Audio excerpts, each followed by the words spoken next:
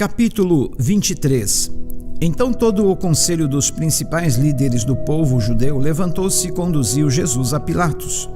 E ali passaram a acusá-lo, alegando: encontramos este homem subvertendo a nossa nação, inclusive proibindo o pagamento de impostos a César, e se dizendo o Messias, o rei.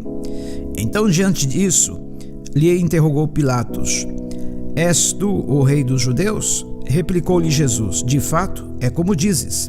Então Pilatos declarou aos chefes dos sacerdotes e às muitas pessoas reunidas: não vejo neste homem motivo algum para acusação.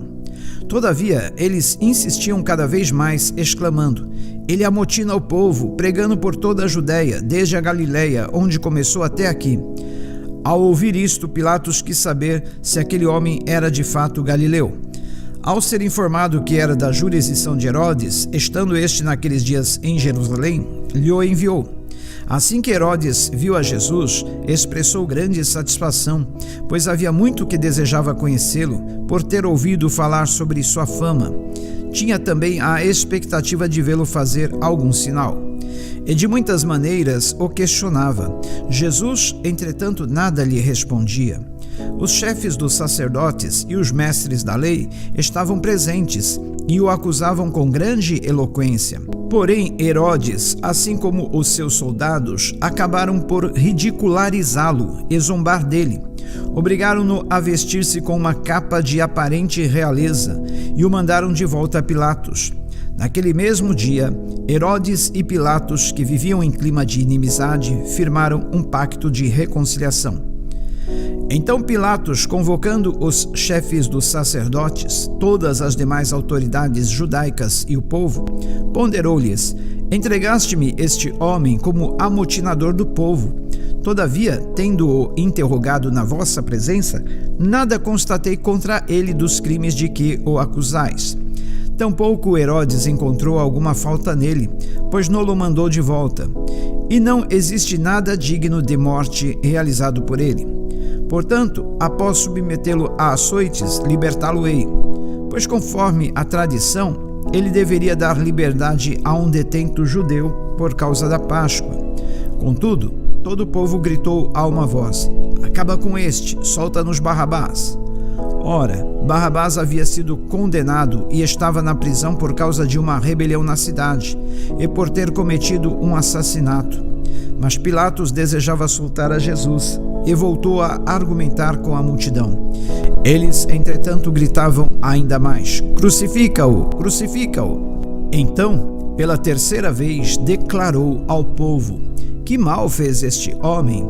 De fato, motivo algum encontrei contra ele para condená-lo à morte. Sendo assim, depois de açoitá-lo, soltá-lo-ei. Mas a multidão reivindicava insistentemente aos brados que ele fosse crucificado. E o clamor do povo prevaleceu.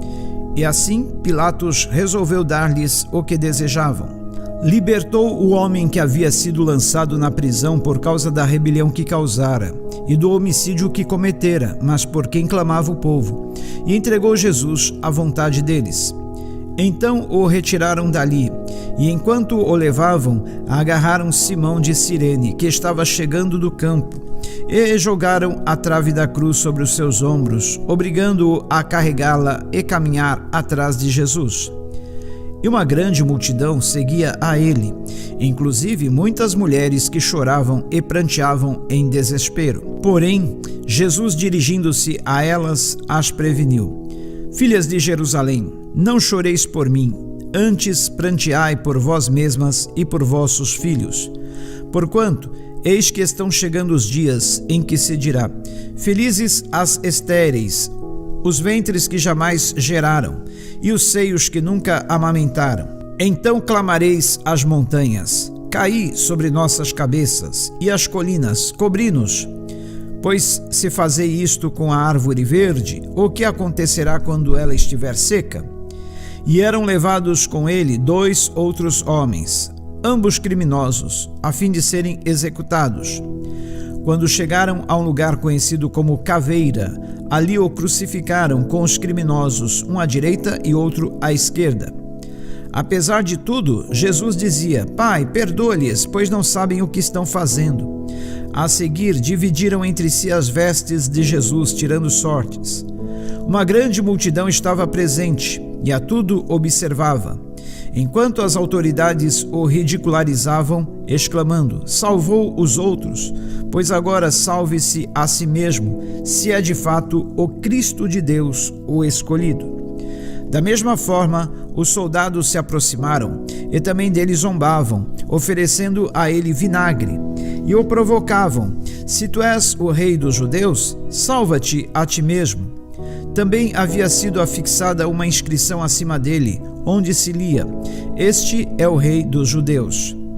Um dos criminosos que ali estavam crucificados esbravejava insultos contra ele: Não és tu o Messias? Salva-te a ti mesmo e a nós também. Mas o outro criminoso o repreendeu, afirmando: Nem ao menos temes a Deus, estando sob a mesma sentença? Nós, na verdade, estamos sendo executados com justiça, pois que recebemos a pena que nossos atos merecem. Porém, este homem não cometeu mal algum. Então, dirigindo-se a Jesus, rogou-lhe: Jesus, lembra-te de mim quando entrares no teu reino. E Jesus lhe assegurou: Com toda a certeza te garanto, hoje mesmo estarás comigo no paraíso. E já era cerca de meio-dia, quando as trevas cobriram a terra até as 3 horas da tarde. O sol perdera seu brilho, e o véu do santuário rasgou-se ao meio. Então Jesus bradou com voz forte: Pai, em tuas mãos entrego o meu espírito. E havendo dito isto, expirou. O centurião, constatando o que tinha acontecido, glorificou a Deus, exclamando: Verdadeiramente este homem era justo. E todas as multidões que haviam afluído a fim de presenciar aquele acontecimento, ao verem isso, retiraram-se aos prantos, batendo nos peitos. No entanto, todos aqueles que o conheciam, inclusive as mulheres que o haviam seguido desde a Galileia, permaneceram, ainda que a certa distância, observando atentamente todos esses fatos. E eis que havia certo homem chamado José, natural de Arimateia, uma cidade da Judeia, e membro do Sinédrio, que era bom e justo. Ele não havia concordado com o veredito e tampouco com o proceder dos outros, e aguardava o reino de Deus. Foi à presença de Pilatos e pediu-lhe o corpo de Jesus. Então, tirando-o da cruz, o envolveu em um lençol de linho e o depositou num túmulo cavado na rocha, no qual ainda ninguém havia sido sepultado. Era o dia da preparação e estava para começar o sábado. As mulheres que vinham seguindo a Jesus desde a Galileia acompanharam José e, contemplando o túmulo, viram como o corpo de Jesus fora colocado naquele local. Em seguida, foram para casa e prepararam perfumes e bálsamos, e no sábado descansaram em obediência ao mandamento. Capítulo 24. No primeiro dia da semana, logo ao raiar da aurora, as mulheres levavam ao sepulcro as especiarias aromáticas que haviam preparado, e encontraram removida a pedra do sepulcro. Todavia, quando entraram, não mais acharam o corpo do Senhor Jesus. Ficaram pasmas, sem saber o que fazer. De repente, 2 homens com roupas que reluziam como a luz do sol se colocaram ao lado delas. Atemorizadas, as mulheres inclinaram o rosto para o chão, e nesse momento os homens lhes questionaram: Por que procurais entre os mortos aquele que vive? Ele não está aqui, ressuscitou. Lembrai-vos de como vos preveniu enquanto ainda estava convosco na Galileia. É impreterível que o Filho do Homem seja entregue nas mãos de pecadores e seja crucificado e ressuscite no 3º dia. Então se lembraram das palavras de Jesus, e ao voltarem do sepulcro, elas compartilharam tudo o que lhes acontecera aos 11 e a todos os outros. As mulheres que relataram todos esses fatos aos apóstolos foram Maria Madalena, Joana e Maria, mãe de Tiago, bem como as demais que com elas estavam. Entretanto, eles não acreditaram nelas. As palavras daquelas mulheres lhes pareciam um delírio. Contudo, Pedro levantou-se e saiu correndo até o sepulcro. Ao chegar, abaixando-se, viu as faixas de linho e mais nada. Então afastou-se e voltou perplexo com o que acontecera. E naquele mesmo dia, 2 deles estavam caminhando em direção a um povoado chamado Emaús, que ficava a cerca de 11 quilômetros de Jerusalém. E iam dialogando sobre todos os fatos recentes ocorridos. E enquanto trocavam ideias e discutiam, o próprio Jesus se aproximou de ambos e começou a caminhar com eles. Entretanto, os olhos deles foram impedidos de reconhecê-lo. Então ele lhes questionou: o que vos preocupa? E sobre o que estáis discutindo durante vossa jornada? E eles pararam entristecidos. No entanto, um deles, chamado Cleopas, replicou-lhe: és o único porventura que, tendo estado em Jerusalém, ignoras os acontecimentos desses últimos dias? Ao que ele lhes indagou: quais?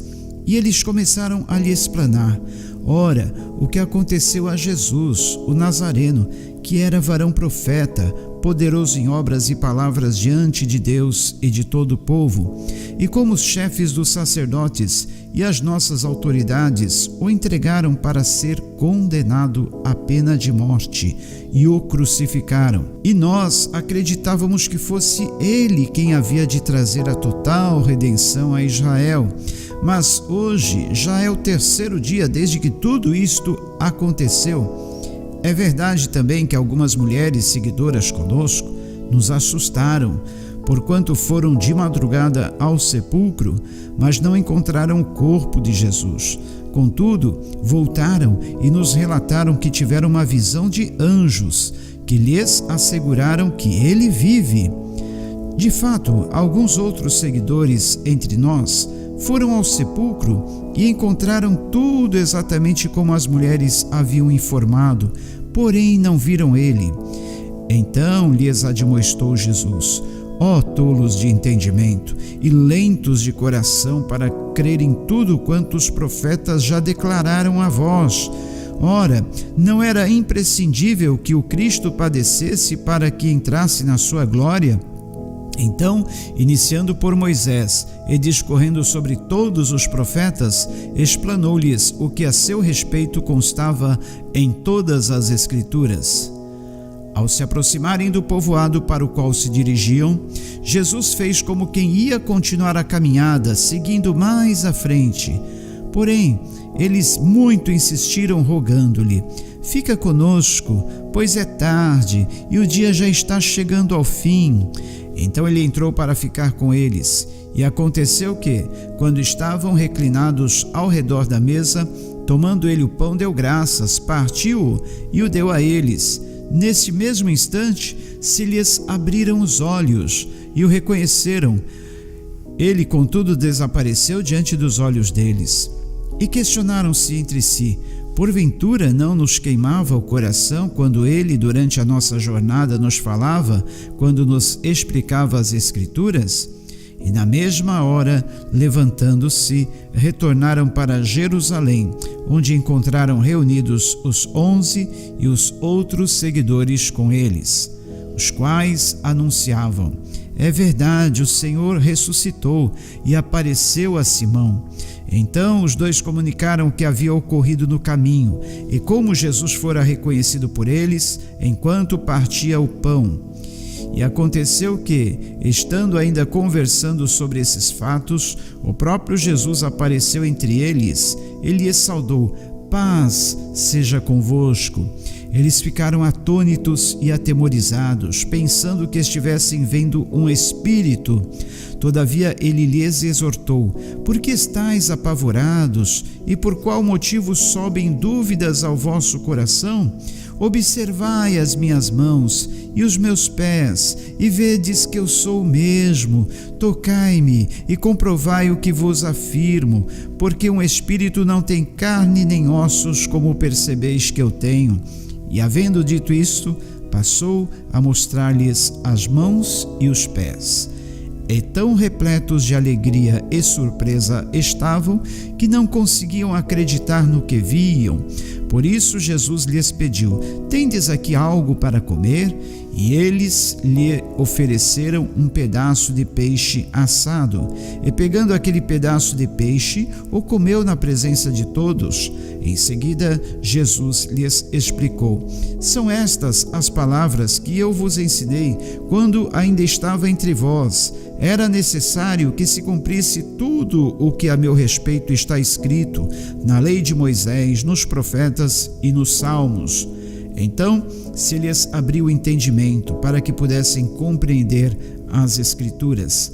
E lhes afirmou: está escrito que o Cristo haveria de padecer e ressuscitar dos mortos no terceiro dia, e que em seu nome seria pregado arrependimento para o perdão dos pecados a todas as nações, começando por Jerusalém.